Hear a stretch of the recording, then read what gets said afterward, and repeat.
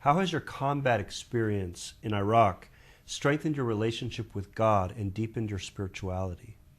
I think before any Marine gets to combat, there's many endless hours of training that we do. Life of faith is training. So how much time do I spend reading the Bible or praying or meditating, is going to determine my life of faith, my spirituality.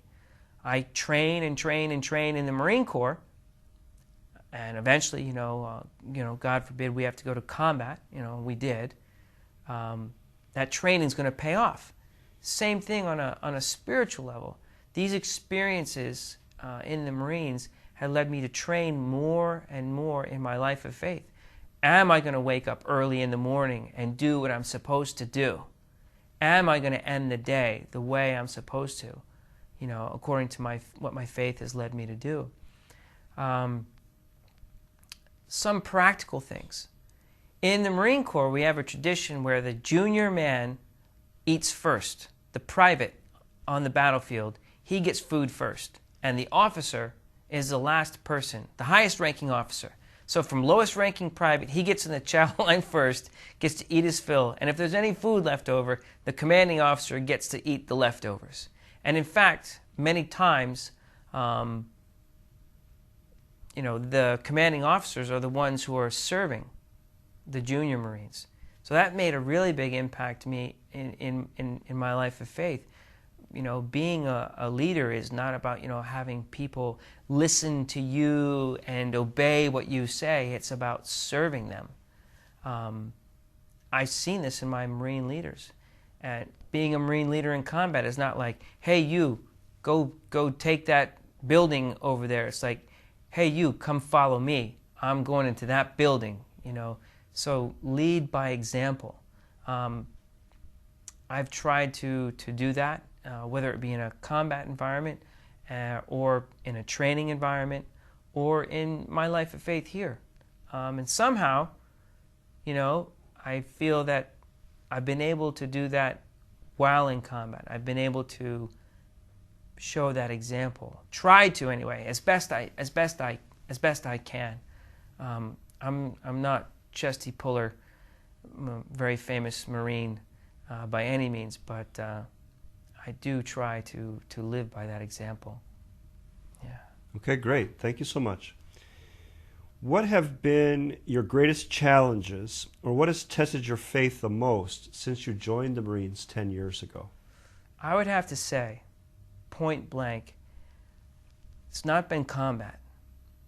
Okay, combat is very intense and very challenging.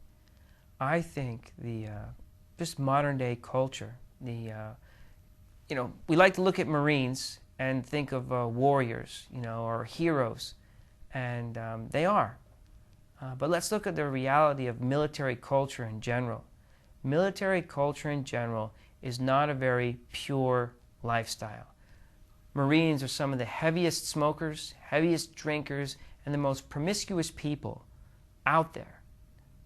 That has challenged me. And I've been influenced by that time and time again. Semper Fidelis, always faithful. Well, how can you be always faithful when you have a senior enlisted Marine telling you that when you go on your deployment, what happens overseas stays overseas? I started a little group in my platoon called Marthas. The reason I started this group because I saw there was so much promiscuity. Guys going out to these bars and getting involved with these girls in these different ports. So we started the Marines Against Resorting to Hoes Association. And what it was married guys and guys who didn't want to be involved in that would kind of stick together and try and help each other out. So that has been really challenging as a Marine to maintain my faith, my absolute faith in those environments. And then, what are you going to do when, your best friend or someone that's really close to you has just been killed? That pressure. Am I going to turn it over to God, or am I going to go and drink and feel sorry for myself and feel resentful?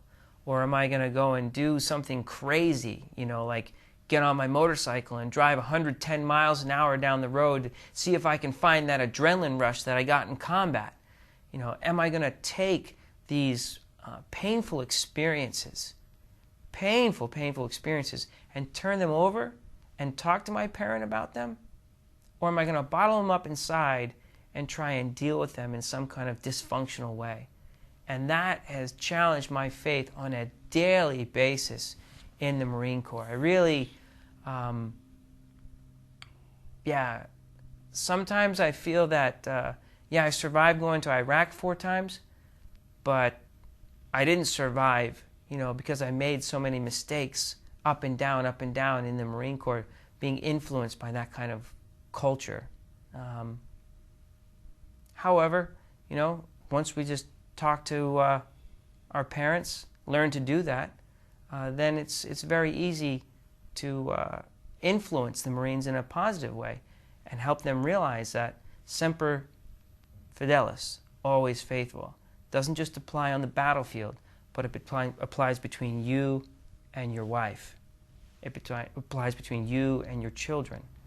I think that that's been the most challenging for me, is living Semper Fidelis.